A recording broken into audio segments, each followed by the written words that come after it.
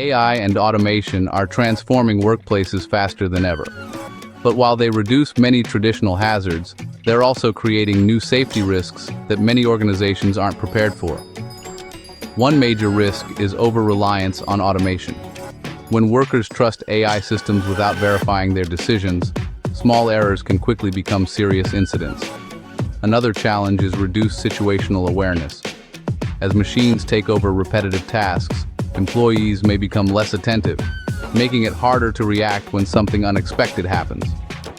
AI systems can also make incorrect recommendations due to faulty data, software bugs, or situations they weren't trained to handle. If workers follow these recommendations without question, the consequences can be severe. There's also the issue of human-machine interaction. Employees need proper training to understand when to trust automation and when human judgment must take over. The safest workplaces don't replace people with AI.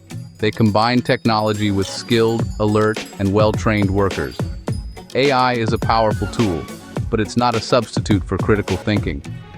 The future of workplace safety depends on people and technology working together, not one replacing the other. Follow HSE Workspace for practical workplace safety insights that help you stay safe in an evolving world.